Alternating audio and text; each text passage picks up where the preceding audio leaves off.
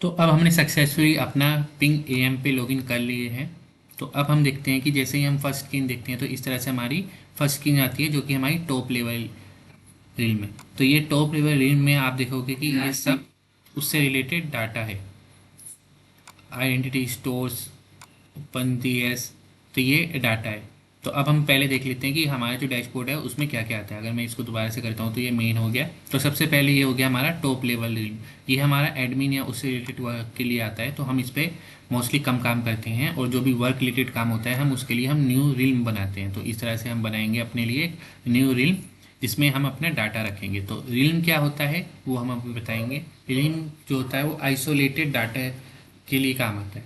अब देखो यहाँ से हम रील और उससे रिलेटेड क्या शोर और रील, तो यहाँ पे देखो अभी हमारे पास यही है।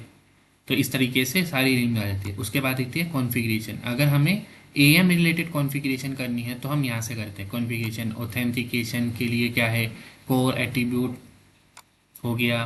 ग्लोबल सर्विसेज जो है हमारी, देखो ये सब हमारी ग्लोबल सर्विसेज हैं। इसको हम ग्लोबली कैसे एक्सेस करेंगे, वो सर्विस कैसे है। सर्वर डिफ़ॉल्ट मतलब हमारा जो हमने सर्वर बनाया उससे रिलेटेड जो इन्फॉर्मेशन, अगर आपने मेरी प्रीवियस वीडियो नहीं देखी तो आपने देखा होगी हमने लोकेल कैसे है।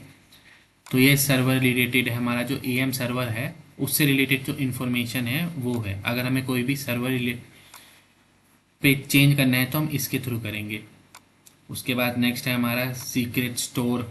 तो यहाँ पे हमारी जो डाटा है वो सब हम अभी इसमें देखते हैं कैसे हम इस पर काम करेंगे। उसके बाद आता है हमारा डिप्लॉयमेंट। तो ये जो सर्वर है ये हमारा, देखो ये हो गया हमारा ये मेन सर्वर जो हमारा ये है। इससे रिलेटेड जो इन्फॉर्मेशन है वो ये यहाँ पे आ गई। तो जनरल हो गई सिस्टम कि हमने ये देखो यहाँ पे अगर मुझे अभी चेंज करना हो तो मैं इसको चेंज कर सकता हूँ बेस इंस्टॉलेशन डायरेक्टली, वरना मैं इसको लॉक कर दूंगा अगर, ताकि मुझे आगे जाके चेंज ना करना पड़े। उसके बाद नोटिफिकेशन यूआरएल पोर्ट हो गया। एक्सएमएल वैलिडेशन अभी हमने बंद कर रखा है। उसके बाद डिबग एरर हमारे पास आए। डिबग लेवल क्या क्या है हमारे पास, मैं इसको चाहे तो ऑफ कर दूँ, वार्निंग कर दूं या मैसेज कर दूं।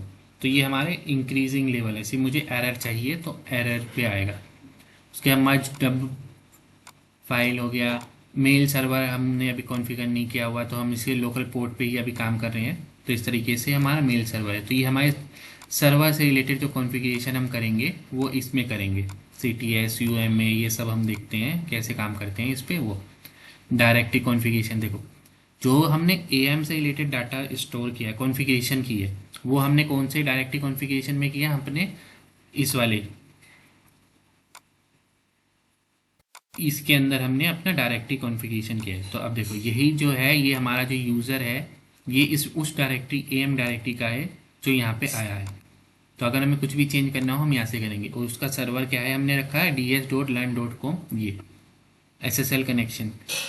तो हमारे पास कौन कौन से सिंपल है और SSL कनेक्शन। हम चाहे तो इसमें एक और, अगर मैं जब फ्यूचर में बनाएंगे तब दिखाएंगे इसके ऊपर।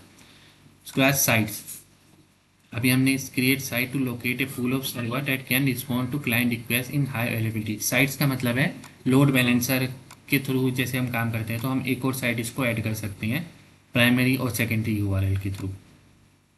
तो ये हमारा हो गया अब तक का डैशबोर्ड जो फर्स्ट आएगा। नेक्स्ट वीडियो में हम कैसे रील क्रिएट करेंगे वो दिखाते हैं।